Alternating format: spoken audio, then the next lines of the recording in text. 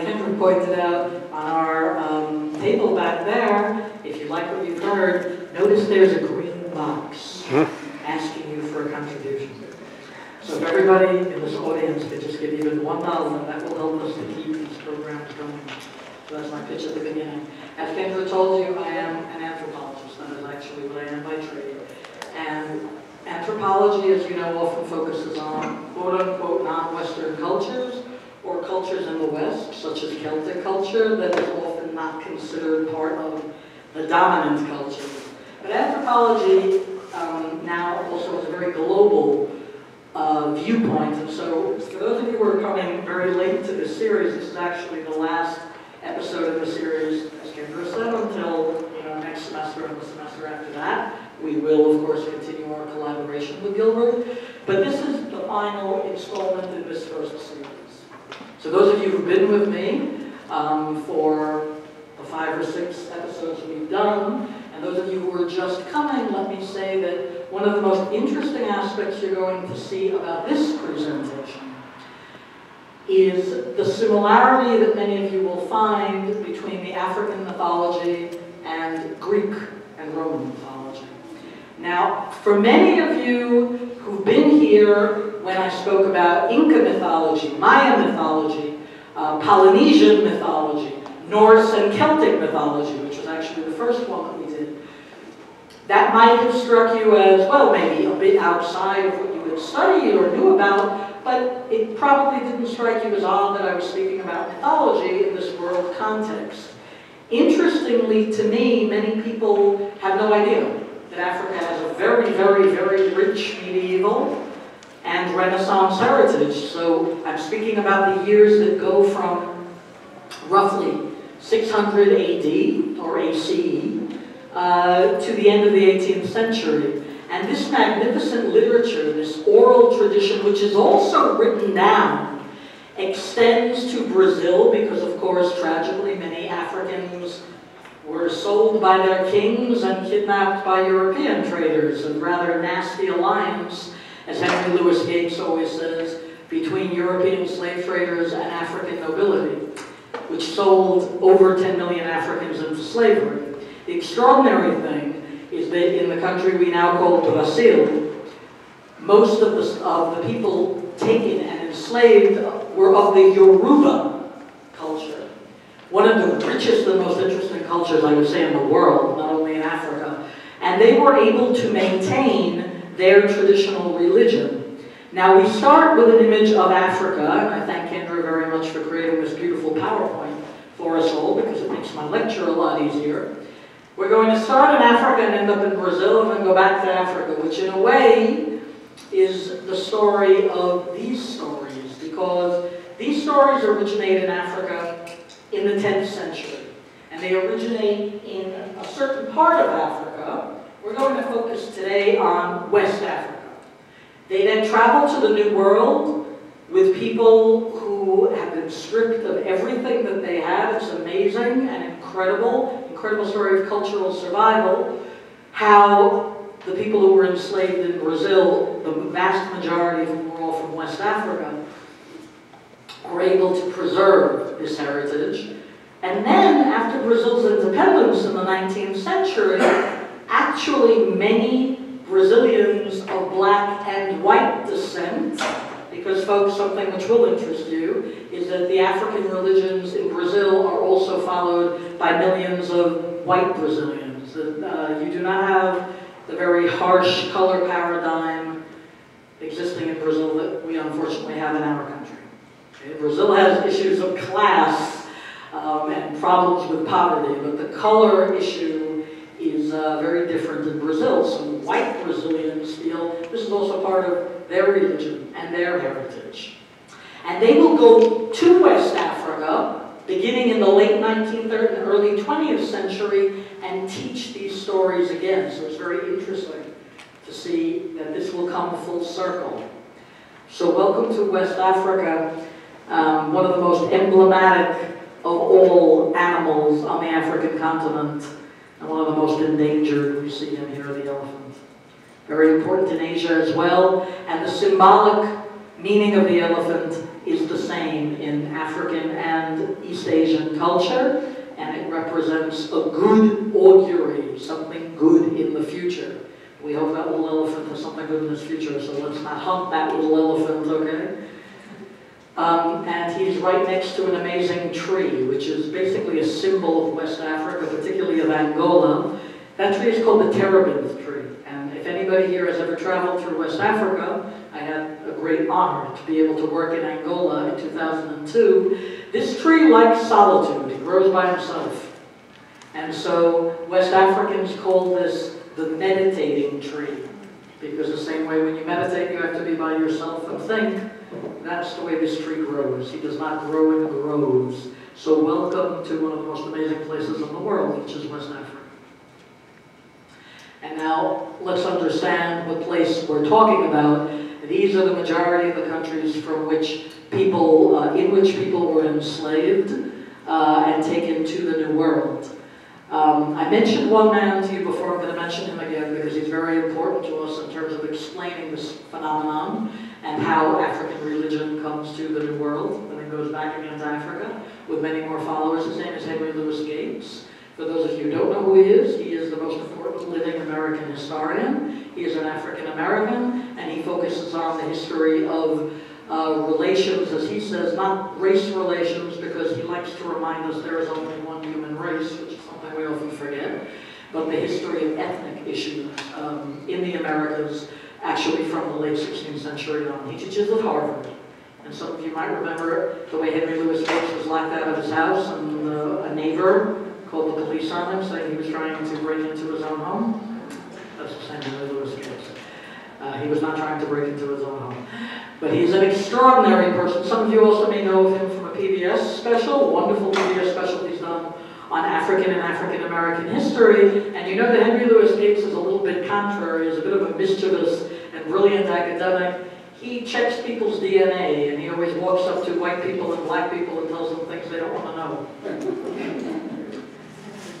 And so one thing I want you to know is that Henry Louis Gates has proven white and black Americans all over the Americas. In North America, Central America, and South America are quite mixed. And by the way, this might surprise you, but the country in Europe that has the largest amount of African ancestry, does anybody want to guess? You're totally going to forget what I tell you. Somebody try, be brave. France. No. Ireland. You know I like Ireland. Germany. Yeah, this is true. You know why? Because in the time of the Roman Empire, when the Romans were fighting the Goths, they brought some slaves from Africa, and some of those slaves found their freedom and remained in Europe, and Henry Louis Gates went all over Germany knocking on doors saying, I'm your long-lost cousin, and that was quite amusing. Because what Gates is trying to get us to understand is that we have to go beyond the race paradigm. So I want you to look at these wonderful stories we're going to learn about tonight as part of your heritage. You do not have to be black or white to enjoy this heritage. This is a human heritage. And I repeat, when you finally visit Brazil, those of you who haven't been, you will see that the devotees of African religions, and this always seems to surprise Americans, both black and white, when they go to Brazil, half of the devotees are white. But people in Brazil are not looking at it as black or white. They're just looking at it as their religion. So, as we say in Spanish, ojalá para nosotros. Maybe one day we'll get to that point in the United States. Here is West Africa. Take a look and find Mali. Do you all see Mali? Okay, that was the great Songhai Empire in the 15th and 16th century. One of the most powerful empires till it was overtaken by Portugal and Spain, who were overtaking everything in those centuries. And that's also where many slaves were taken. And you see Nigeria. Okay, here's really where I want you to focus. Mali and Nigeria, but maybe even more Nigeria. This is where the Yoruba people are from. And the Yoruba culture also will spread into Benin. You see Benin? Burkina Faso. Up in Mali, we have the Songhai culture. So These will be the cultures that give rise to the magnificent mythology we're going to hear about tonight. And in the late 15th century, when the unholy alliance, as Professor Henry Louis Gates calls it, began, the unholy alliance being white, Portuguese, and Spanish slave traders, joined by black African kings, who together begin this horrific trade of over 10 million people across the Atlantic, with at least, by conservative estimates, 2 million dying. If you want to know where I'm taking these numbers, because these numbers are recorded for us very clearly in the slave annals of the House of the Indies in Sevilla, in Spain, in English slave trading annals, which are all completely open to the public, and you can look at them in the Bodleian Library in Oxford. And I'm going to give you a magnificent American historian who's done probably the best job collating all of the numerical information about slavery. His name is Edward Baptiste, B-A-P-T-I-S-T-E, and the book I'm going to recommend to you is called The Half That's Never Been Told. And, of course, Professor Henry Louis Gates. And as Henry Louis Gates points out, this unholy alliance, which led to such suffering in the New World and contributes to this long history of racism which develops in the New World, is part of the extraordinary story of how this philosophy, the Yoruba philosophy, manages to survive. Because it couldn't survive openly, you understand that. Neither the Spanish nor the Portuguese, who were the major slave traders, together with the Dutch in the 16th and 17th centuries, nor the British, who become the major slave traders in the 18th, followed with us, the Americans, in the 19th. This is nothing to be proud about. In none of those cases were the African religions permitted to be practiced. What was the Yoruba technique of survival? The people who were designated as doctors and who were people with great medical knowledge in the Yoruba nation were also the ones who transmitted the stories. And so when somebody was ill, the type of curation used, and this is quite interesting, included both natural medicines, surgery. By the way, I hope you know that one of the reasons that the Spanish and the Portuguese and the New World, and later the English, and later us, the Americans, liked the Yoruba slaves is because they were very, very skilled metal workers and surgeons. If any of you have in your mind this idea that, oh, these slaves were all taken from, the poorest sector of society, folks, read a basic history of slavery. Practically all of the slaves taken from West Africa were taken because they were either among the most skilled metal workers, doctors, or agriculturalists. They created the entire system of rice farming, okay, that was implanted to the American South. You might not know that. So these were very skilled people. And this knowledge was transmitted when somebody was ill. These were some of the stories that were told and retold. So by the time the stories are written down, and they were written down for the first time in Portuguese after Brazil's independence. No, after Brazil's independence, they still had slavery for 60 years. Brazil freed its slaves 60 years after we did. Oh yeah, something neither we, 20 years after we did, in the 1880s. So something neither we nor Brazil should be really proud of, that we kept slavery that long. That we had slavery at all. But for the first time after Brazil abolished slavery, which is in 1888, at that point, the stories are written down for the first time by very great Brazilian writers, one very great black Brazilian writer by the name of Machado de Assis. And then after that, the stories are also taken into general Brazilian literature. That's how we know about them. Now, take a look again before we leave Africa, and let's stick with, do you see the Songhai Empire up there? Okay. So the Songhai Empire, which at one point invaded what we now call Nigeria, do you see the word Hausa up there. Okay, that's part of what is now Nigeria. The Hausa people live in Nigeria. At this point, put yourself in the 15th century. There is a very well-established religion all over Africa, which is called the religion of the Orixas. Okay, now get to know that word because I'm going to be mentioning it a lot tonight. The Orixas, this is a word from Yoruba. What does it mean in Yoruba? It is an aspect, a quality. Why is that? Because the Orixas, although they are called gods by Westerners, or sometimes by other Africans, who don't understand what the Orixas are, because in African Christianity and African Islam, just as in European Christianity or Middle Eastern Islam, there was often a great deal of ignorance about other religions. And so they said these people were worshiping many gods. Well, for the followers of the Orixas, they're not worshiping many gods. They believe in one supreme god called Oludamare. And all of the Orixas are just aspects of the supreme god, Oludamare. And if you've ever read, or you know anybody who is a Hindu, you know anything about Hinduism, it's a similar idea. One supreme god with different aspects of the god. Okay?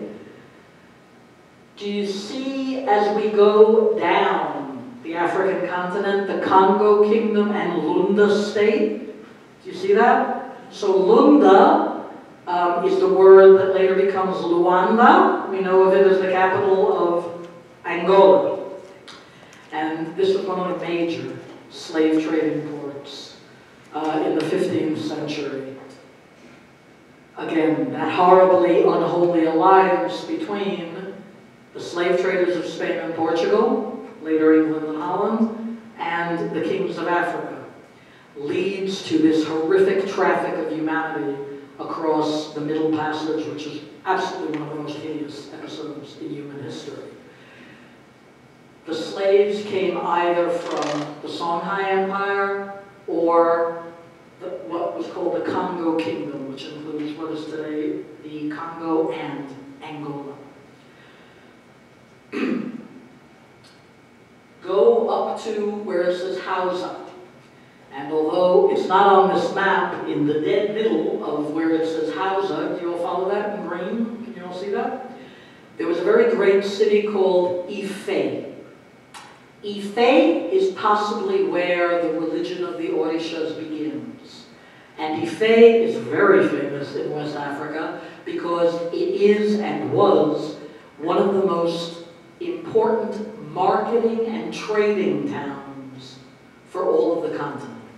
And that's particularly interesting because in the religion of the Orixas, the marketplace is a metaphor for life and for the world.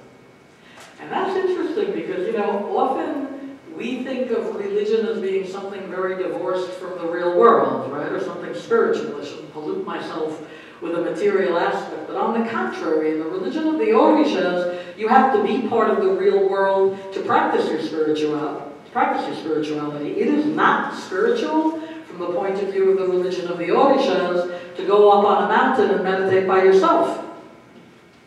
You can go for a while like the terebinth tree, but you have to be part of the marketplace. That is considered life. So, who runs the marketplace? You tell me, men or women? Women. Okay? In West Africa, that was one of the centers where female culture dominated. Okay? The men were associated with hunting and with war, just like Europe. And in Europe at that point also, if you had walked into a marketplace in the late 15th century, you would have been overwhelmingly surrounded by women. Okay, so this is an interesting aspect to look at the marketplace as something spiritual, but I want you to think about this. Because when you go to a shopping center, you probably don't say to yourself, I'm going to have a spiritual experience. Yet. In the religion of the Orixas, and really think about this, your spirituality means nothing if you cannot manifest it in the material realm. What does it mean if you can only be spiritual when you're by yourself sitting on nothing? That means nothing, right? Can you be spiritual when you're dealing with issues of money, you know, and the crude reality? If you can maintain your integrity when you're talking about money and everything real, and be honest, then you are truly spiritual. Okay, so the symbol of the world in the religion of the Orixas is that city which would be right in the middle, and which is in the middle, of the Hausa territory called Ife. It became a great city in the 10th century. So what does that tell us? Most of the stories you will hear soon, because this is an introduction, but I think you need it, because I don't think most people came here knowing who the Orixas are. You would if you were in Brazil. And you would if you were in Cuba, because that's the other place where the religion of the Orixas remained very, very strong. But here in the United States, you would know less. Okay, so now you know. The stories then originate in the Middle Ages. Okay, if it begins in the 10th century, that's the Middle Ages. And so the origin of the stories is what we call medieval Africa. Medieval Africa, just like medieval Europe, was divided into small warring kingdoms. Human history is going to be very monotonously similar wherever you are. And now let's talk about the Orixas themselves. Okay, so just to do a quick recap, let me see how well you're listening. What century do the stories of the Orixas begin in? 10th century, yes. In what country would we locate them? Although you see the borders were different. Nigeria, okay? And into Mali, right? So we have the Yoruba in what is now Nigeria, because the countries did not exist at that point. There were different empires. And what is now Mali, which was the Songhai Empire. And what is the symbol of the world in the religion of the Orixas? The marketplace, right? And the challenge is for you to maintain your spirituality when you're doing material things.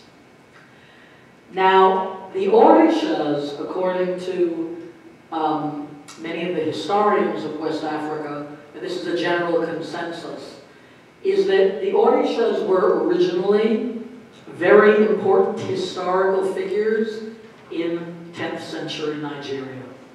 And so we can speak about people who were probably extremely important rulers who then become divinized, okay? They become divine in popular belief. But remember, because the people who follow the Orixas do not believe that they are gods, you're making a mistake when you call them gods, they basically, I'm going to use a very academic word, they transmogrify, meaning they transform these historical characters from 10th century Nigeria into a representation of different qualities of God. And now 10 points for anybody who remembers, what is the original name in Yoruba for God? Oludumare. And that is the Supreme Spirit. Do we have an image of Oludumare here? No, we don't. Because Oludumare is the one who cannot be actually envisioned. Okay? So, because even in the religion of the Orixas, every prayer begins recognizing the human origin of the Orixas. When you pray, you're not praying to the Orisha, oh great Orisha, help me. When you pray in the religion of the Orixas, you are asking the Supreme Spirit, Oludumare, to connect you with one of the aspects of God. And generally, people will pray for the aspect that they most need at the time. Is there anything unusual about that? No, I'm sure most of you go to either church or synagogue when you need to. I know some people go more regularly. Congratulations to all who do. But many people tend to turn to religion when they need it. Okay? Which is fine. I think God is quite strong enough to survive. You're not praying to him, her, it. The idea behind the faith of the Orixas, and again, I respect everyone's faith. I would ask you, no matter how hard it is for you to understand this faith, try to understand it. Okay? Because if you believe in one God, certainly that's not a God petty enough to reject other people for not believing in him or her. We start with Oshala. Okay? Do you see Oshala? And we have the words in Portuguese because this is where we know of the sword is from. I'm sure those of you who probably know me know that I am an Argentine background. Spent the majority of my life in Latin America, but I was born in the United States and I'm now back and forth. Yes, I spent a lot of time in Brazil, and that's Oxalá calling us and telling us he's very happy. Thank you. Obrigado, Pai Oxalá. There's a word in both Portuguese and Spanish, ojalá, which is like, oh, God willing. When we say that, we're referring to Oxalá. Oxalá is one of the earliest of the Orixas, meaning he was also probably one of the earliest historical figures in 10th century Nigeria. His wife, Oxun, who will also go off and marry other people, very difficult Orisha. Oxun is the African Venus, or Venus is the Greek Oxun. She is connected with beauty and sensuality, not maternity. Beauty and sensuality. Oshosi, you have a beautiful image of the hunter. This is the male aspect of hunting, but Oshosi is often portrayed in ways that make him look almost feminine. And I remember when Kendra, when you were putting together the PowerPoint, remember we were looking at a picture of Oshosi, thinking, that looks kind of androgynous, because Oshosi has a female aspect, and that is the huntress, Nana. Now, for those of you who know of the Hindu religion, that should remind you of the god Shiva and his consort Parvati, this idea that in God we have both masculine and feminine. So Oshosi, the hunter, also is the female huntress, Nana. Xango. Okay, now, thank heavens I'm standing, because the person who says the name Xango is always supposed to stand. So Xango is connected with masculine power. He is connected with virility. He's connected with fecundity. He's connected with iron. Although we're going to see there's another Orisha who's right next to him, and I have to tell you a little story about them now, who gets a bit annoyed when Pai Xango, that means father in Portuguese, takes all the credit, because Xango was the more theatrical of them, for the iron and for the ironwork, because although Xango fights, it is Ogun, do you see? He's the swordsmith. He's the blacksmith. And for any of you who know Norse mythology and the very important role that metal has in Norse and Celtic mythology, a really mystical and sacred role that the smith had, the person who could make the sword and work with the metal, that is the same in West African culture. Ogun gets very annoyed at Xango because Xango basically takes his work and parades with it, but it is Ogun who is the swordsmith. Obaluaye, okay, now I'm going to do something, don't be upset if you think I'm working on age, because you can watch this on reruns and be 20 years old as well. Actually, the first television show in American history, and I'm always interested in this because I'm Hispanic, that showed a mixed Hispanic-white intermarriage. You know what it was? It's called I Love Lucy. Right? So that was Lucille Ball and the love of her life, Deji Osmond. So a very good-looking young Cuban man, magnificent singer. And do you remember, for anybody who's ever seen either the original show or I saw reruns in Argentina, when he would sing in the nightclub that was part of the show, he would sing Babaluaye. Okay. So, Obaluaye, Babalu, this is the prayer in Yoruba, which asks God to maintain the heavens. And that's what he was singing. Desi, of course, was from Cuba. And in Cuba, the religion of the Orixas, as in Brazil, is very strong. And no, it is not only followed by black people. Again, I have to break that racial paradigm. White Cubans look upon it as an integral part of their heritage as well. Yemanja, without a doubt, the most popular Orisha from Cuba to Brazil. And among all of the followers of the Orixas, by the way, we have 2 million people in the United States, you might not know this, who are also followers of the Orixas. Many of them are in the American South, in the Gullah Islands, okay, very interesting place off the coast of Georgia, where actually we still find remnants of 2 African languages, which are widely spoken in West Africa, but no longer in the United States. Yemanja is the goddess of the waters, and she is a kind goddess. She is the goddess of nurturing and healing. Do you see my Oya? Oya is the feminine version of Oshala. And so as in many mythologies, and again, I use mythology and religion interchangeably, and God has never struck me down. So he, she, it must be okay with it. In anthropology, mythology simply means a collection of stories. And I say to you, as any anthropologist will, whether you consider those stories holy or not is your business. I defend, what did Benjamin Franklin say? I defend to the death. I disagree with your opinion, but I will defend to the death your right to say it. Okay? So, that will be a good thing for us to remember with all religions. So I'm not using mythology disparagingly. I'm using it as an anthropologist. It simply means a body of stories. Whether you believe they are divine or not, is your business. Oshumare, very beautiful Orisha, connected with the rainbow and with renewal, personal renewal. Mayoba, connected with, this is very interesting, the idea of mental concentration.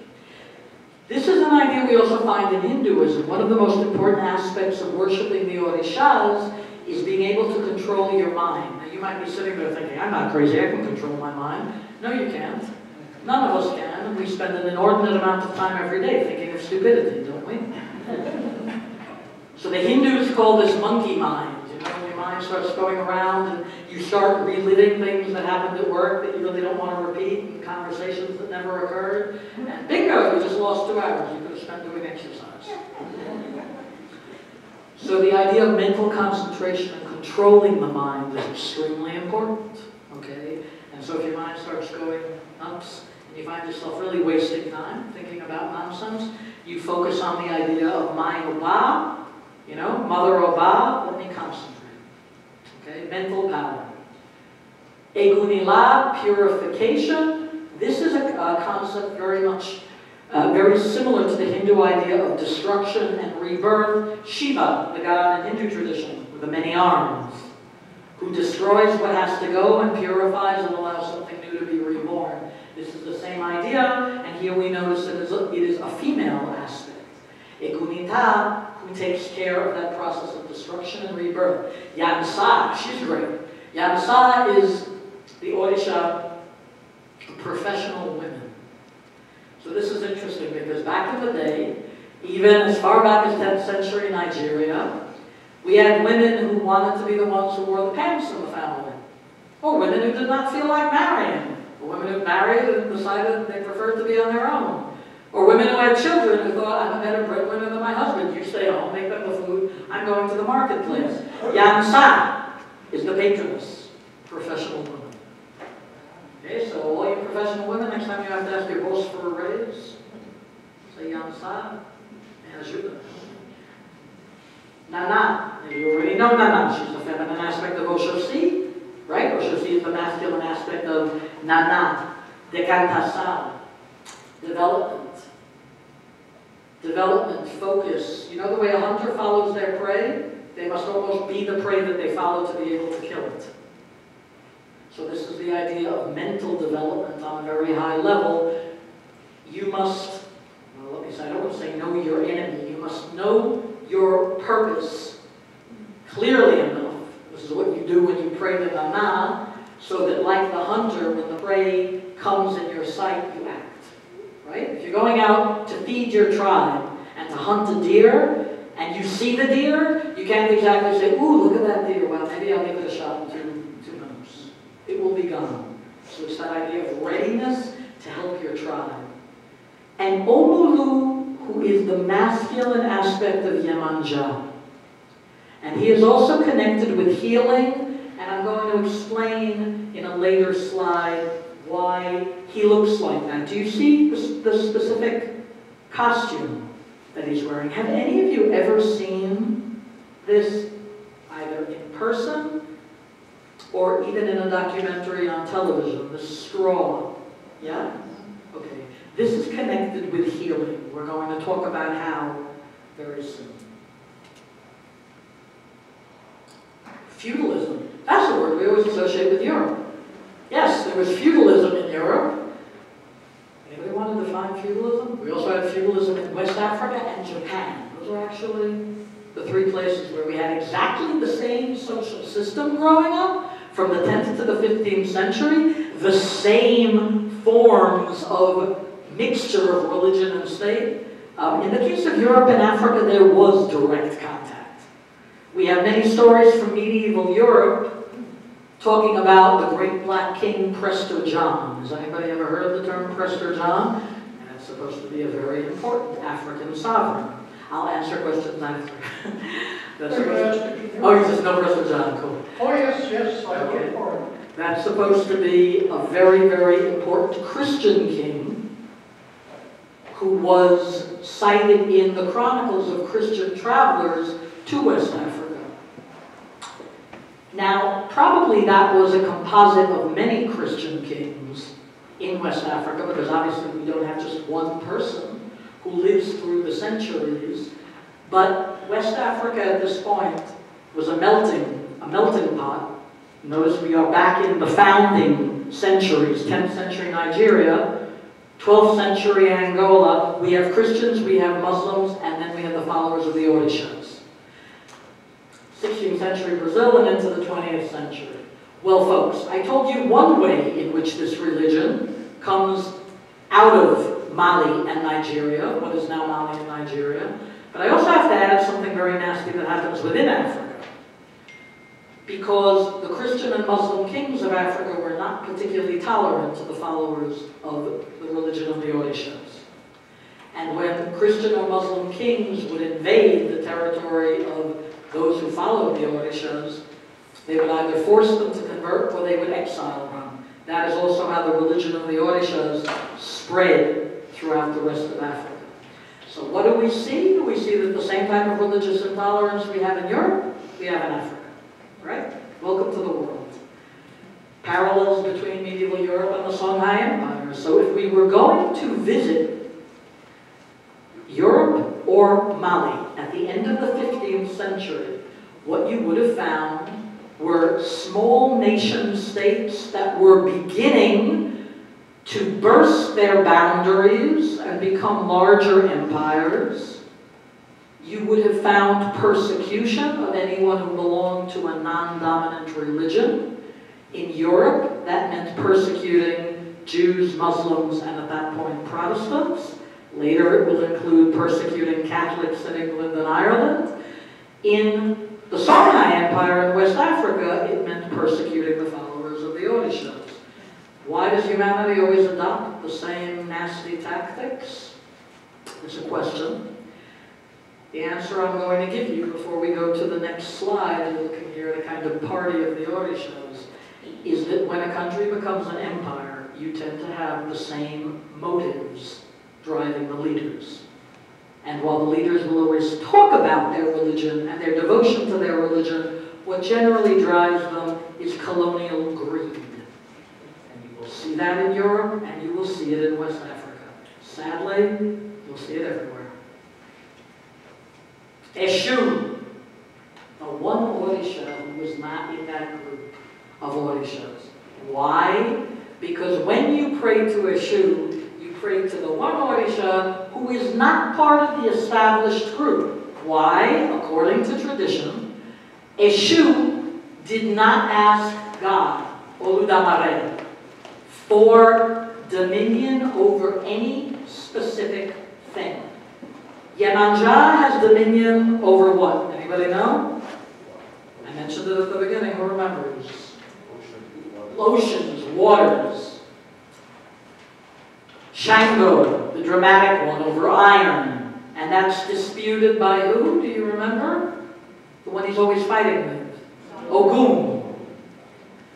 But while all of the Orishas, Oxun, the beautiful woman in yellow and gold who has dominion like Venus over beauty and sexuality, but when it comes Eshu's turn to ask Oludamare, to ask God for dominion over one thing, Eshu laughs, because Eshu is the jester. Eshu is the one who makes us see the stupidity of our own actions. And he says to Oludamare, I know this is an illusion. Nobody really has dominion over anything. You, God, have dominion over everything. So let me be the jester.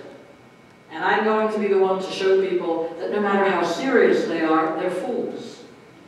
Are you familiar with a character from Christian European tradition called the Holy Fool? This is Eshu. And Eshu is always pictured as the ambivalent one, the jester. You notice he's wearing what looks like wings. Okay, in West Africa, in some of the cultures, in the Yoruba and in the Nansa culture from Mali, the jesters come out wearing wings. What do they come out wearing in European tradition? How do you know a jester? Belled cap. Okay, so there's a jester's uniform. Eshu is the one who transcends the human and divine worlds precisely because Eshu does not take anything too seriously. And so we have this idea of divine laughter because Eshu reminds you when you're praying, don't act like God. Don't be holier than thou. Don't tell your neighbor, oh, I pray more than you do. People, can one of you please turn off your cell phone unless Eshu is talking to you? That's Eshu laughing. Remember that you're just a human being. Don't think you're more. Don't think you're more than anyone because you're a college professor or because you're a fisherman. You are just a person. And Eshu has another function. He helps with male issues. When a man finds himself to be impotent, which is not always people, but 9 times out of 10, a psychological issue, you pray to Eshu. You contact your own power. Eshu is considered to be a very kind Orisha, providing you are humble. But if you're arrogant, he's going to do what the English say. He's going to take the mickey out of you. He's going to make you look like a fool. So one thing that Eshu loves to do is when 2 people are arguing about something, he jumps in the middle with his wings, and he stops the argument, and he asks one person on one side, what color is my cap? And the person looks at his cap, even though he's not wearing a cap here, but he sometimes is, and says, it's red. And Eshu says, very good. And then he says, what color is my cap? And the person on the other side says, it's ridiculous, your cap is black. And then he starts spinning around so nobody knows what the color is, meaning Eshu is the one who reminds you that every issue has 2 sides. So the idea of the jester is not just a funny idea, it's an ideological idea. He forces you to be open-minded. And he's supposed to be very sexy. You're going to see that there is no problem dealing with sexuality openly in this religion. That does not mean that people are having wild sex. It means sex is talked about. It is a part of life. And you're going to see that when people have problems expressing their sexuality, and imagine this also in a tribal culture where marital bonds are extremely important, you must deal with this question. And part of dealing with this is Oxun. Now, notice the image. Does she look nice? No, she's not supposed to be very nice. The nice one is Yemanja. Oxun is not particularly nice, but she's extremely beautiful. And we do have this conception, which you also have in Greek religion with Venus, that beauty is not necessarily connected to a kind character. Okay, now that's good, because if you think of some very silly fairy tales you grew up with, you heard the line, she was as good as she was beautiful. You could be beautiful and be an absolutely horrible person. And Oxun is never portrayed as a nice person. So that's quite interesting because, let me say this to you. You behave and I behave, I try to catch myself, and I'm sure you do too, but we all behave in a very different way if we're speaking to somebody very beautiful or somebody ugly. Do you know that? Yeah.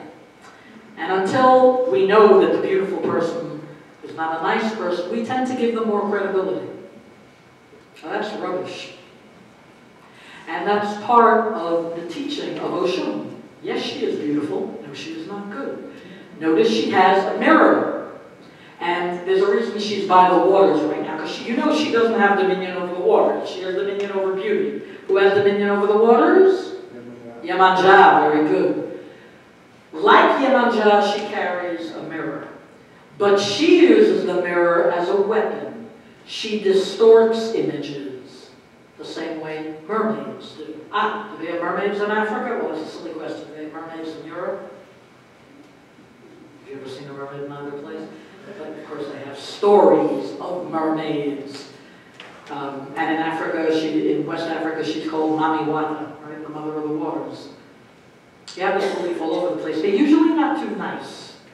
Mermaids are often the ones who sing sailors to their deaths, right? They're the sirens singing them to their deaths. So they may be pretty, but not nice.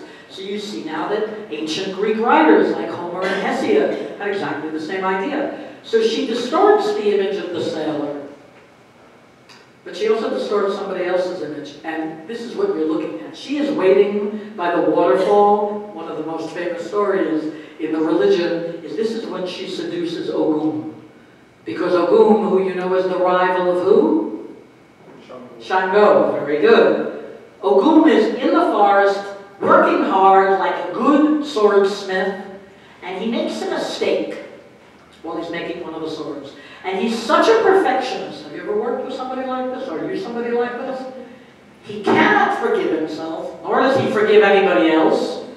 He becomes impossible to live with because he didn't turn out perfectly. And he goes into isolation in the forest, and he avoids all the other Orixas. And Oxun decides one day, just for the heck of it, I'm going to get him out of the forest. And so she takes her mirror as a weapon, using it as a beautiful woman, admiring her own reflection, and she projects it so that Ogun, who's working behind the waterfall, sees her and of course is seduced by her, and she brings him out of his isolation, which he was not happy for, because that's of course when he gets into an eternal problem of rivalry with Xango. Now remember, Oxun is the one you might want to pray to before you have a big event and you want to look really good. But she is not going to help your character. Like Venus, or Aphrodite, as her original name was in Greek, she might help you with your physical appearance, but she can't help you with the mess inside. So we don't have the idea of she is as good as she is beautiful. Let's get to the nice one. Okay, so Yemanja, definitely the most beloved of all of the Orixas. Yemanja is a saint connected with the maritime version of the Virgin Mary. Do you know what she's called in Latin? Have you ever heard of the term Stella Maris? Right? Mary of the seas, right? The star of the seas. So when the Yoruba people are taken to the New World as slaves, and many of them will accept the Catholic religion, because it was also imposed on them, but they also become believing Catholics, they syncretize their religion with Catholic tradition, and so Yemanja is the combination of Stella Maris, the Virgin Mary who protects sailors at sea, and of course, do you see she has a tail? She is probably the only nice mermaid you will ever run into. Yemanja is the goddess of the healing animals. She is the most widely worshipped African goddess in the New World, and also in West Africa. And notice she heals, and she's connected with animals that are believed to heal. Now what is that incredibly cute little animal right next to her? A dolphin. We have two other animals we'll talk about in a second. But folks, for West African people, as for the Greeks, the dolphin was believed to be a human being who had gone into the sea. Why is that? Because West Africans, Greeks, and just about anybody else who's ever worked with dolphins notes that they are extraordinarily intelligent. Dolphins will often save human beings from shark attacks. You know that the dolphin is the one animal the shark is scared of, because they are intelligent. Sharks are big and hulking, but they're pretty dumb. Dolphins are brilliant, and dolphins are, more often than not, friendly to human beings. If any of you visit the beautiful European island of Crete, and you go through King Minos' palace, you'll see images of the blue dolphins everywhere. Well, you'll also see them all over West Africa.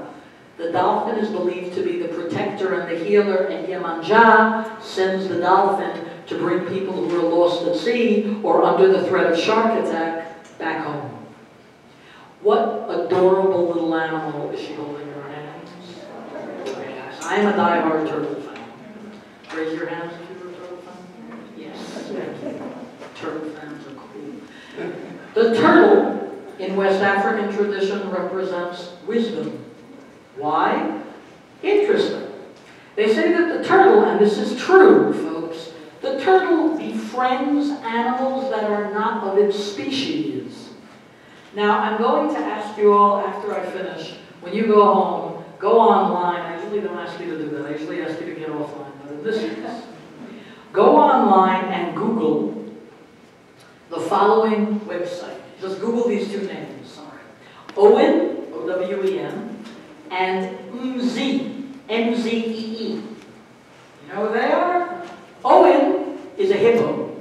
Mzee is a humongous Aldabra tortoise. In East Africa, not in West Africa, but turtles will be turtles all over the place.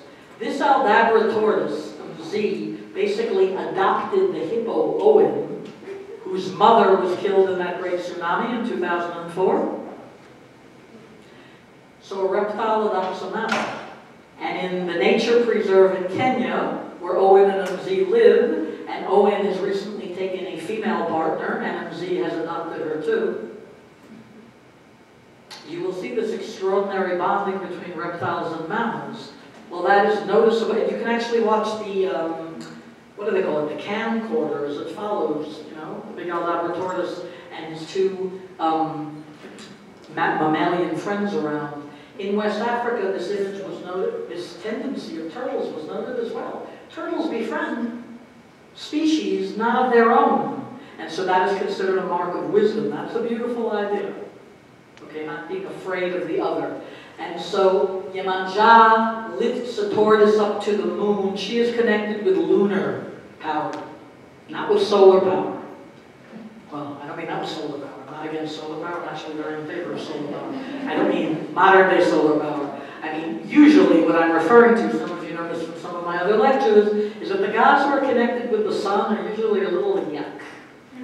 A little arrogant, very imperial. And usually, not always, the gods connected with the moon are connected with healing. They're less hyper, they're gentler. Part of the worship of Yemanja includes rescuing turtles. And if you go to Brazil on the 2nd of February, which is the day of Yemanja, and you see all of the women and all of the men, black and white together, coming down to the seacoast dressed in white and blue to honor Yemanja, you will also notice they are usually carrying the little baby sea turtles that they've hatched to bring them to the water before the seagulls get them. Okay? So she is connected with healing animals. She is a healing entity. But then right above her you see an animal which I have to tell you is pretty nasty if you ever get close to it. It looks beautiful, but it's very unfriendly. Have you ever gotten close to a swan? Has anybody ever gotten? Are they friendly? No. Quite nasty. Have you met a friendly swan? Oh, I know, but I wanted to say that. Go for it. Later? Yeah? Yeah, she was asking me to say it earlier. Okay, that's cool. So swans are usually unpleasant. The one aspect of Yemanja that she has, that I simply think means Yemanja is not a pushover. She is kind, she is healing, but when somebody abuses her space, that's the only way I can say it, pollutes the waters, then Yemanja snaps it. So she has, of course, become connected with the idea of ecology and preserving our natural spaces. And she's connected with the idea of clean water. Okay, now do you remember Omolu, who was dressed in this very interesting costume of straw? And now, Yemanja. Okay, why is she covered with straw, right? Omolu is her masculine aspect. She assumes the masculine and feminine simultaneously. Why is she covered with straw?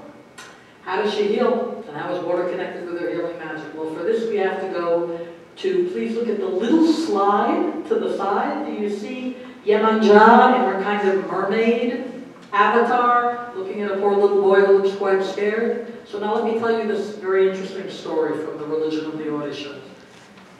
As I told you before, Africans and Europeans, just one bunch of human beings. So Europeans are hacking each other to death during the Middle Ages. So are Africans. So is everybody. The nasty part of human history. People are killing each other. And who are usually the first victims of war? Women and children. Always. We like to think they're spared. They're never spared.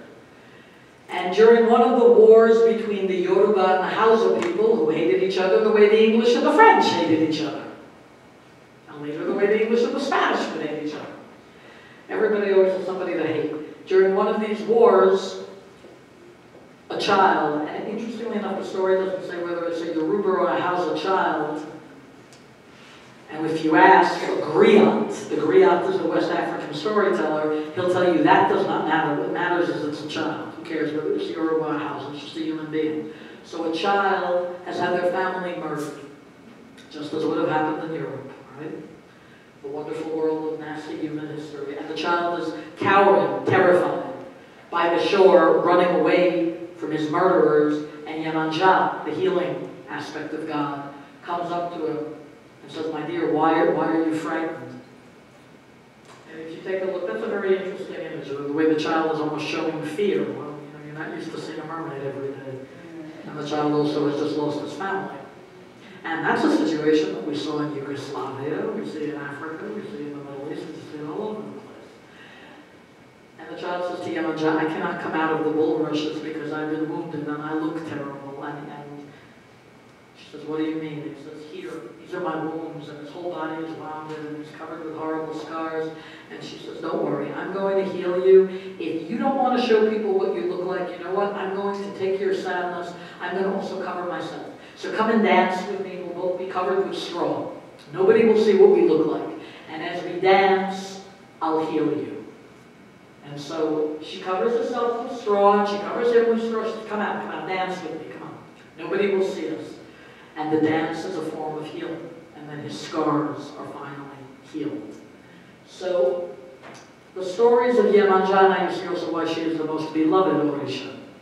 Because obviously you can see she is connected with a hope for peace. Can I connect this for one thing for a second? In Western mythology, if any of you are familiar with somebody who was also probably a historical figure in the early 6th century, and if he wasn't turned into a god, he was kind of turned into a legend, and that would be a Welsh chieftain, or maybe 3 of them, from what we know from archaeology, by the name of Arthur, right? And Arthur is usually connected in Western thought with a hope for peace. Camelot, remember, was the peaceable kingdom. And Arthur, the idea of a once and future king is that Arthur will return one day and make peace. Yemanja is also the deity who saves the victims of war who are children. Okay, so we have a philosophical idea here, which I think is connected with something pretty beautiful in humanity. Humanity can be nice as well as absolutely hideous. Twin aspects of people. Xango, he's boastful. So when do you try to connect with Xango? You connect with Xango when you have a real problem of self-esteem. And that's a real problem, and we all have that at one point. And no matter how extroverted and wonderful you think you are, we all have it. And so if you need a little push in terms of self-confidence, you're going to do the ceremony connected with Xango. Can you think of a situation in life when you might turn to Xango and say, come on, give me some of your too much self-confidence. Give me some of your ambition that overleaps itself, as Shakespeare said it like that. When? Say it louder. Going for a job. Thank you. Going for a job interview. Definitely. At that point, you need Xango. You need a lot of Xango. And so, in Brazil and in West Africa, Xango is often turned to. What is being done? It's a way of getting in touch. You know, in our culture, you might go meditate, or you might go and see a shrink. Or you might go to a church or a synagogue or a mosque and try to, raise your self-esteem that way. Or you'll connect with Xango, because Xango is the spirit of overwhelming confidence. Xango is connected with thunder and iron, although remember, the blacksmith, the swordsmith, Ogun, is the one who actually works the iron. Xango, because of his kind of belligerent stance, becomes a symbol of resistance among the slaves, black and white. If you're surprised that I just said white slaves, folks, together with 10 million black Africans who were treated horrifically, we have another group who was sold into slavery in the New World and treated equally horrifically. They were white, but they were from that part of Europe that was never quite considered Europe. So they were considered black. Who are they? The Irish. And in the West Indies, and in Honduras, and in Brazil, many of these Irish slaves joined with the black African slaves in the quilombos, which were the kind of areas of resistance that black and white slaves together fled to so they could be free. And Xango, because Xango is arrogant, because Xango represents confidence. This is what you need if you're going to lead a slave uprising. He becomes that symbol, okay, of the uprising. Obviously, he's a symbol of masculinity, of reproduction, of force. But he's not the one men pray to if they have a problem with impotence. That is issue. And that's something very interesting psychologically, because Eshu cures you through laughter. And if you look at the issue of impotence, as it often is, not always, but often a psychological issue, it is through laughter and relaxation often that a cure can come. Okay, so Xango is more political resistance. Now let's talk about iron, because this is where he gets into the problem with Ogun. Remember, I mentioned to you at the beginning of our talk that many people were enslaved and brought to the New World because of their skills. Okay, so you have to get out of your head that idea that, oh, these were the poorest people in society and they didn't know anything. No, no, no. These were often people you would call, in our terms, very upper middle class, extremely educated, highly skilled. What was the most important talent in demand in the colonial New World? From the 16th to the 18th century, it was either agriculture or metalworking. So the slaves, the people who were enslaved, who could work copper, who could work iron, were in great demand. But when black and Irish slaves start to lead uprisings in Brazil, in the West Indies, their own skills, because the Irish had this thing with ironwork as well, with metalwork, and the supernatural power of metal, this becomes an economic power in their hands. Why? Because in their free settlements, in the quilombos, as they're called, they will work metal and sell that worked metal, quote-unquote, illegally on the black market. So there's an economic power here in metal as well. And now you understand this very strong connection between metallurgy and slavery, why people were taken as slaves, and also one of the ways they would begin to recover their independence. This particular connection of the power of the gods in metal, we have in Africa, West Africa specifically, Scandinavia and the Celtic countries, Ireland, Wales, Cornwall, Brittany.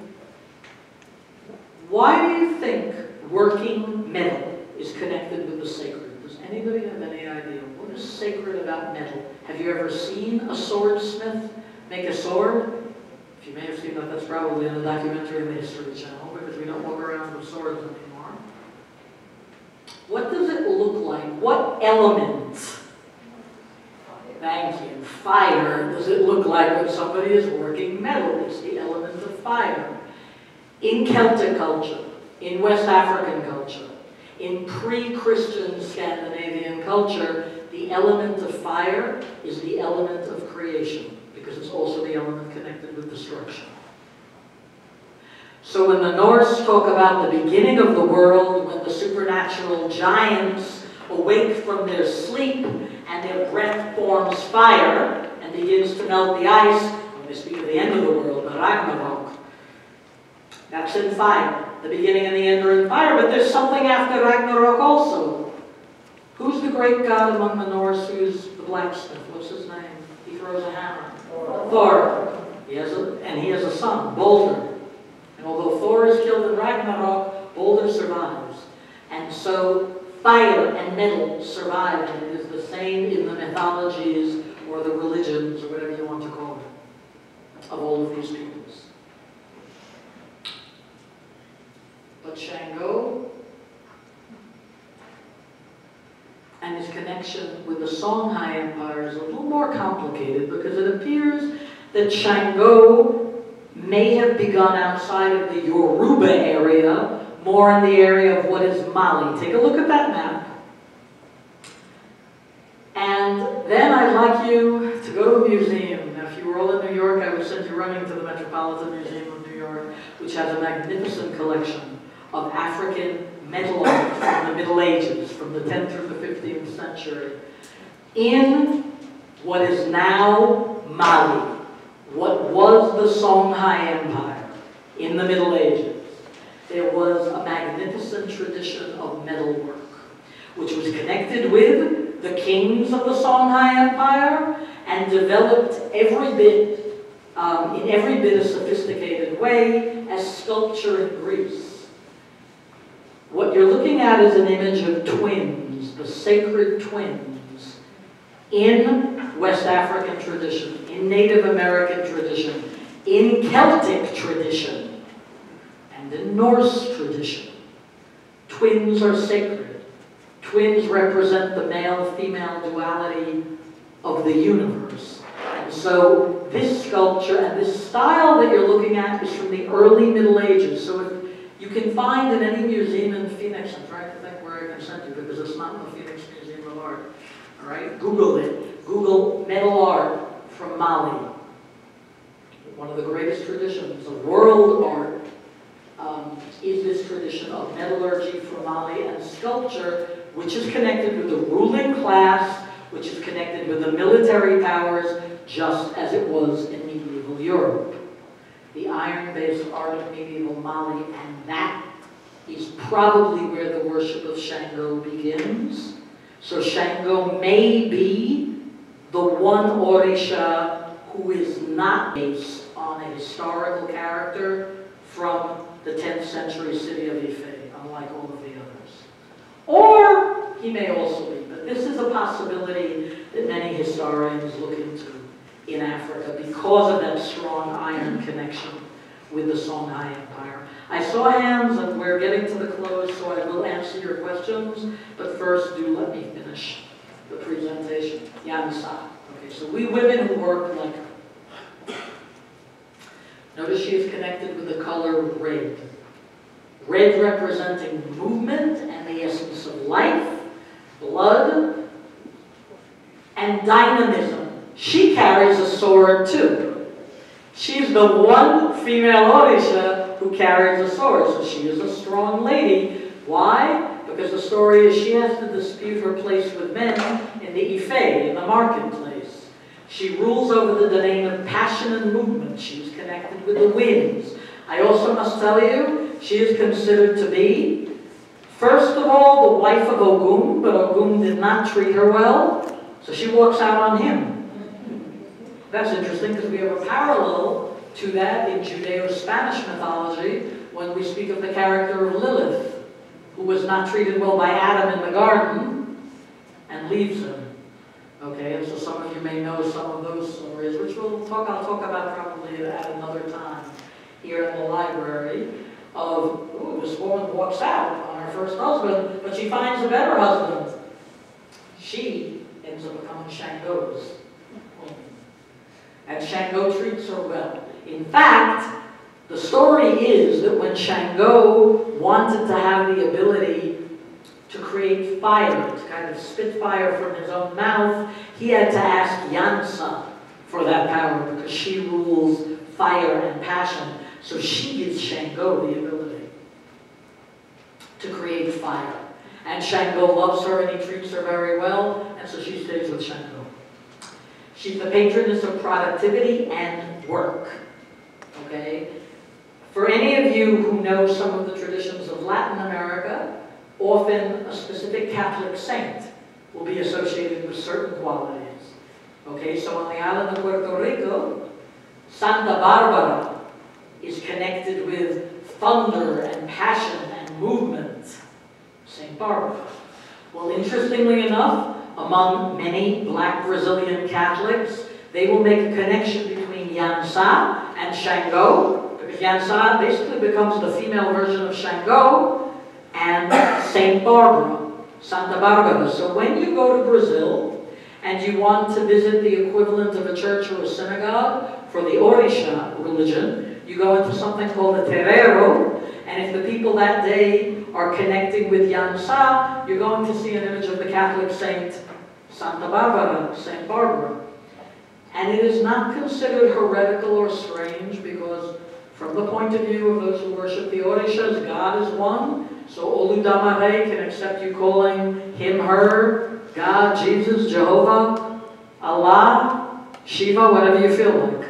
Because it's one God, so this one God has many names. And Yansa helps women recapture their sensuality. Now here is an important point. Because many of the stories of Yansa, like the stories of Yemanja, deal with her healing people. And in the case of Yansa, she is often healing women who have been raped or abused. And so she helps the woman recover her sensuality after a terrible experience like that. So we have a kind of very clear head-on dealing with contemporary problems that we see, unfortunately, follow humanity back. Okay, Pombatitsa, Pombagira, she's called by both names. Yansa, when she materializes in our world, she's called the whirling nymph. That's what Pombagira means in Portuguese. What her original name was in Yoruba, that's interesting, we don't know. We know she's Yansa, but her worship as Pombagira actually became so widely diffused it replaced the African name she had. So what she was called in Yoruba, we don't know. They don't even know in Nigeria, because in Nigeria now they call her by her Portuguese name, Pombagira. She's a kind of benevolent vamp, right? Very sexy lady who helps women, again, a woman who's been raped, who's been beaten, who's been abused, who does not find it easy to connect to men. She helps that woman recover her beauty and her sensuality. So she's the symbol of rejuvenation at any age. Pombagira is Yansa come down to earth. Okay, so again, for some of you, this might be unusual to see sexuality dealt with as part of religion. It is not a sin, nor is it supposed to be something you just throw around. It is part of life, but it is part of whom you are as a person. And so it is dealt with in a very straightforward way, and recovering your sensuality after a trauma is part of the worship of the Orixas. Nana. So when a woman is giving birth, she prays to Nana, because Nana, as a huntress, has a power that the woman who gives birth needs. She's female courage. She's also the deity of sustainable hunting, because Nana will punish you if you hunt animals in a way you shouldn't. Now, does that sound strange? She's very similar to the Greek goddess Artemis, who you know probably through the Roman name Diana. And you know, the first time you read the stories of Artemis or Diana, the same way the first time you read the stories of Nana, you might say, wait a minute, why are you talking about her protecting the animals when she helps the hunters? Because there are different ways to hunt. There is a sustainable way of hunting, in which you can hunt the extra members of the animal world, but you leave the mothers who reproduce and the younger children, and you leave some of the grown male species so that the species can reproduce. That's sustainable hunting. If you just go out and shoot anything, that's not sustainable hunting. So Nana, she wants the tribe to eat. These are not vegetarian cultures. Meat is important in the culture. But she wants you to do it in a way that sustains the resources. Because of that, she also represents the community spirit, because folks, she represents food and your ability to continue to receive food. So she becomes the incarnation of the community. She is also connected with this idea of responsibility towards the natural world, towards the community. I'm not going to kill every member of this animal species because I have to continue hunting it, so I have to leave some of it. I do not hunt to extinction, but I have to hunt some because I have to bring food back to my people. So she is balance. So are you familiar with the concept of yin-yang? Okay, so in West Africa, when you connect to the idea of balance, it's through Nana. And because she's a huntress, she is also, like Yamsa, connected with the idea of female initiative. Let's not forget Ogun. He always gets subsumed, kind of absorbed in the light of Xango. He has his own light. And Ogun also has an endless fight with Xango.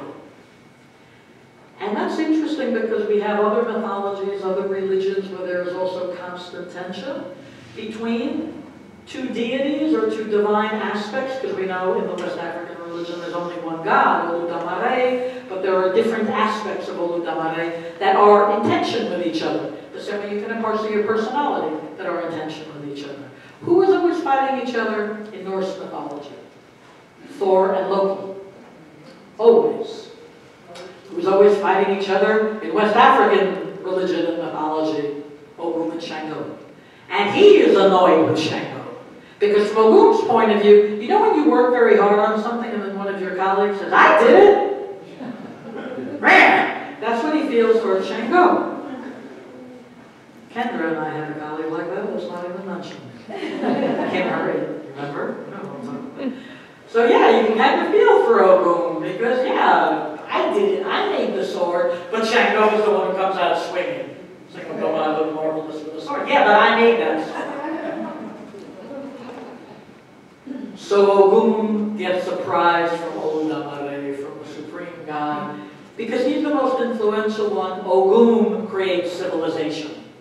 So you have the braggarts, you know, like Xango, although you sometimes need some of Xango's qualities. But they don't create civilization. It's Ogun that creates civilization. He's the maker, he's the doer. He's the one who really builds things. So the sword, the plow, think of how important this metal is, was, and will be to the peoples of West Africa, to the Norse in Scandinavia, to the Celts in Ireland and Wales. This is what makes civilization possible. So although he's always overshadowed by Xango, and of course there's always a woman in between, because you know he lost Yamsa because he was not very attentive to her, then she went over to Xango, which of course just makes things worse, but also more interesting and fun. They're always fighting each other. So we have this constant tension, as we do in life, between the doers and the talkers. Right? So if Ogun is the founder of civilization, he does get a prize in the end. And these giraffes are staring at you and saying, didn't you like this presentation?